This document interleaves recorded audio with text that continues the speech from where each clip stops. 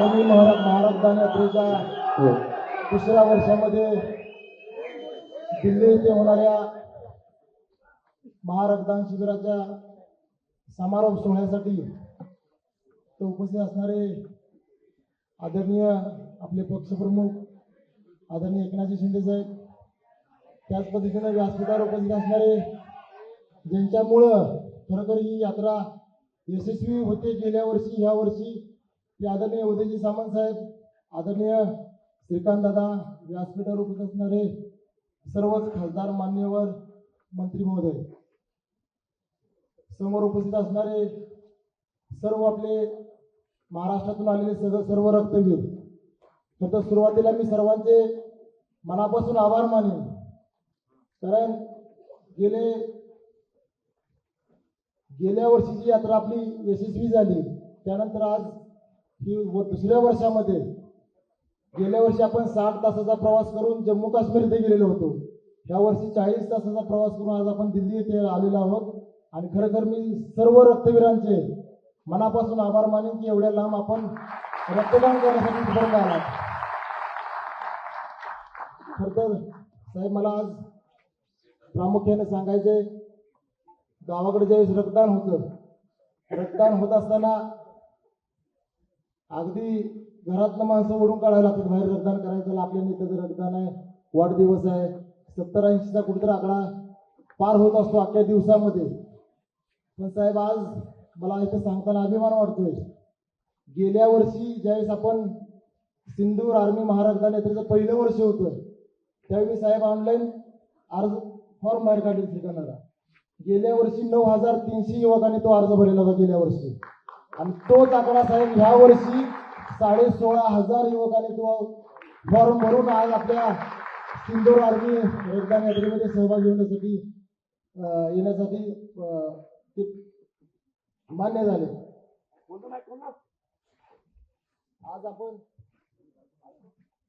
आपण हा कार्यक्रम होत असताना गेल्या 75 वर्षामध्ये आज हा दुसरा कार्यक्रम होतोय. पहिलाही आपणच आपल्या पक्षाने, शिवसेना पक्षाने केला आणि दुसराही आपला शिवसेना पक्षाच्या वतीने हा कार्यक्रम होत आहे. खरं तर देशामध्ये शिवसेना एकमेव पक्ष आहे की जवानांसाठी हजारो किलोमीटर लांबून रक्तदान करणारा हा देशातील एकमेव पक्ष म्हणजे शिवसेना पक्ष आहे. आज आपण गेल्या वर्षी साहेब हा कार्यक्रम करत असताना सांगली जिल्हा शिवसेनेच्या वतीने हा कार्यक्रम आयोजित केलेला होता. पण अवघ्या काही महिन्यापूर्वी श्रीकांतदादांनी माझ्या खांद्यावर क्रीडा सेनेची जबाबदारी दिली, म्हणून हा कार्यक्रम ह्या वर्षी क्रीडा सेनेच्या वतीने आयोजित केलेला आहे. पण क्रीडा सेना आज संघटना तयार होत असताना आपण भक्ती, शक्ती आणि युक्ती असं नेहमी आपण म्हणत असतो. पण क्रीडा सेना ज्यावेळेस स्थापन होत होती त्यावेळेस ही युक्ती, भक्ती आणि शक्तीच्या माध्यमातून ही क्रीडा सेना तयार झालेली आहे. मी थोडक्यात 2 मिनिटात सांगतो. आपल्या शिवसेना पक्षाचा वर्धापन दिन होता. अनेक दिवस झालं चाललेलं होतं की क्रीडा सेना स्थापन करायची. श्रीकांतदादांच्या बरोबर माझी चर्चा चालू होती. पण श्रीकांतदादा म्हणले आपण आज वर्धापन दिनाच्या दिवशी एक युक्ती करू की आपण आज याची घोषणा करू. म्हणजे क्रीडा सेनेला किती प्रतिसाद मिळतोय ह्याची आपण थोडी चाचपणी करू. खरं दादांनी सांगितल्याप्रमाणे त्या दिवशी घोषणा झाली. आणि खरं दादा, मी सांगतो, महाराष्ट्रातून प्रत्येक खेळातले खेळाडू आपल्या क्रीडा सेनेवर जोडले गेले आहेत. येणाऱ्या काळामध्ये काही दिवसामध्ये क्रीडा दिन साजरा होणार आहे. त्या क्रीडा दिना दिवशी आपल्या क्रीडा सेनेची ध्येय धोरणं, क्रीडा सेना काय काम करणार याची पूर्ण आपण माहिती देऊन आदरणीय साहेबांच्या हस्ते त्याचं लोगो अनावर असेल, त्याचा ॲप असेल, त्याची माहिती असेल ती क्रीडा दिना दिवशी आपण जाहीर करणार आहोत. हा युक्तीचा भाग झाला. त्यानंतर मी भक्तीचा भाग जर सांगायला गेलो तुम्हाला तर परवाच काही दिवसापूर्वी आदरणीय श्रीकांतदादांच्या जवळ माझं महत्वाचं काम होतं. मी दादांना भेटण्यासाठी फोन केला. दादा म्हणजे पुण्यात आहे, आपण पुण्यात काय तुमचं काम असेल ते 2 मिनिटं बोलू आपण. एअरपोर्टला मला बोलवलं, म्हणजे आपण असं वेळ झाला, मी तिरुपतीला दर्शनाला चाललोय, आपण तिरुपतीचं दर्शन घेऊ आणि या क्रीडा सेनेची सुरुवात करू. ठीक आहे. आम्ही विमानात बसलो, तिरुपतीला उतरलो. आमच्याबरोबर ओमदादा पण होते, ओमराजे निंबाळकर, श्रीरंगप्पा बारणे होते. तिथं उतरेपर्यंत ठीक आहे म्हटलं, सुरुवात चांगली होती क्रीडा सेनेची. उतरल्यानंतर आपल्याला साहेबांच्या बरोबर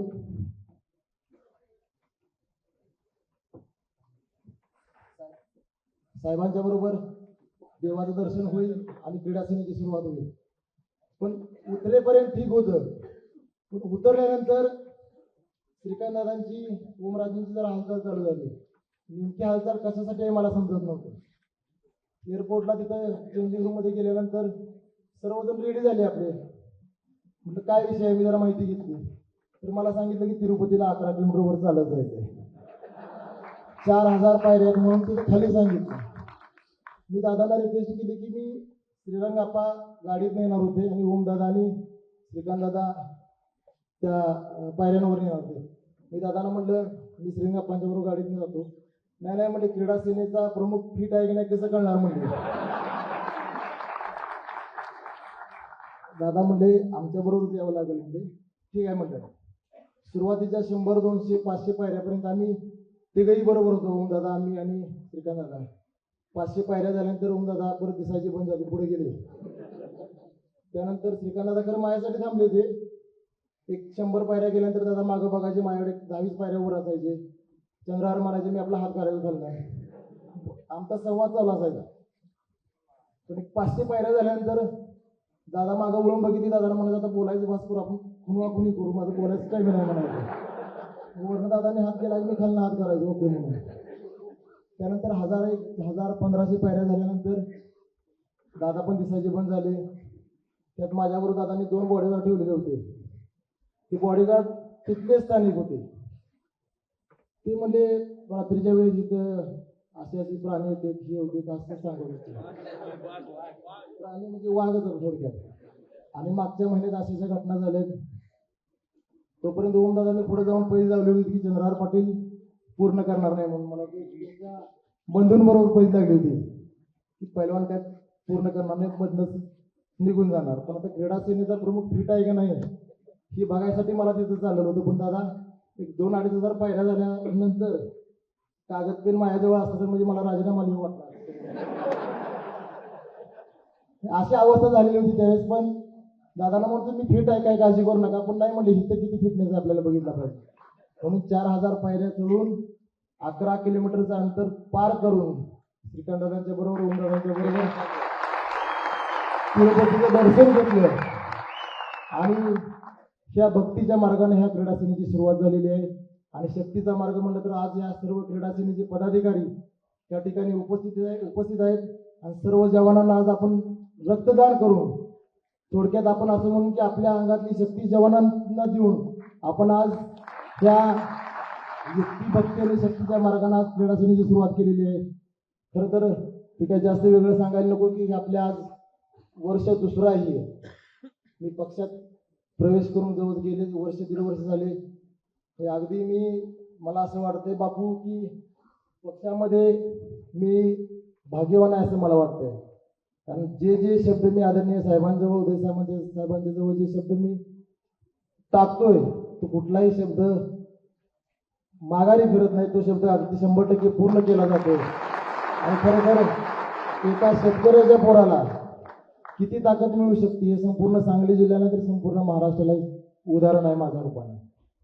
आज आपण गेल्या वर्षी आपण काश्मीर येथे अशी सभा आयोजित केलेली होती. तिथे उदय साहेबांनी जाहीर केलेलं होतं बैलगाडी संदर्भात की देशामध्ये कधीही न झालेली बैलगाडी स्पर्धा आदरणीय एकनाथजी शिंदे साहेबांच्या मार्गदर्शनाखाली लवकरच घेण्यात येईल. खरं तर ती आपल्या सर्वांच्या साक्षीनं श्रीनाथ केसरी बैलगाडी स्पर्धा पार पडली. येणाऱ्या काळामध्ये साहेब बैलगाडी स्पर्धा म्हणजे क्रीडा सेनेचाच एक भाग आहे. पण क्रीडा सेनाचा भाग होत असताना बैलगाडी स्पर्धा म्हणजे आपली ज्या श्रीनाथ केसरी बैलगाडी स्पर्धा पार पडली त्यावेळी 100 कोटींची उलाढाल शेतकरी वर्गामध्ये झालेली होती. म्हणजे शेतकऱ्यांसाठी एक नवीन अर्थचक्र ह्या बैलगाडीच्या माध्यमातून तयार होऊ शकतं हे आपण खरोखर आपल्या पक्षानं दाखवून दिलेलं आहे. आज खरोखर सामंत साहेब प्रत्येक गोष्टीचा होकार देत असतात. फक्त ह्या वर्षी परत परवा साहेब सांगलीला ट्रेनला झेंडा दाखवायला आले आणि परत म्हणजे आपण या वर्षी स्पर्धा BMWची घेऊ म्हणून. पण माझं साहेब एवढंच म्हणणं आहे की यावेळेस आपण बैलगाडी स्पर्धा घेऊच, पण त्याचबरोबर त्याची लीग तयार करू आपण. ज्या पद्धतीनं IPLच्या स्पर्धा होतात त्या पद्धतीनं 11 बैलगाड्यांची टीम तयार होईल आणि अशा पद्धतीनं जसं IPL क्रिकेट स्पर्धा होती तशीच बैलगाडीची स्पर्धा घ्यावी शिवसेनेकडे होती. कारण साहेब ते घेत असताना शेतकऱ्यांचा अगदी जिव्हाळ्याचा विषय असणारी बैलगाडी स्पर्धा. प्रत्येक घराघरामध्ये आज बैलगाडी आपली पक्ष बैलगाडी स्पर्धा पोहोचणार आहे आणि त्यातून नुसतीच बैलगाडी होणार नाही तर शेतकऱ्यांचा आर्थिक फायदा खूप मोठ्या प्रमाणात होणार आहे. त्यामुळं हाही विचार 100% होईल अशी मला आशा आहे. आज आपण सर्वजण इथे रक्तवीर उपस्थित राहिला. खर तर जो आकडा आज ह्या वर्षी 16,500 झालेला आहे तो पुढच्या वर्षी अजून वाढणार आहे. त्यासाठी अजून काय उपाययोजना साहेब सामंत साहेब करता येतील त्या पद्धतीने आपण विचार केला पाहिजे. आणि खरं आज इथं सर्व रक्तवीर इथं एवढ्या लांब प्रवास करून इथं आला तुम्ही जवानांना रक्तदान करण्यासाठी, त्याबद्दल मी सर्वांचे आभार मानतो आणि थांबतो. जय हिंद, जय महाराष्ट्र.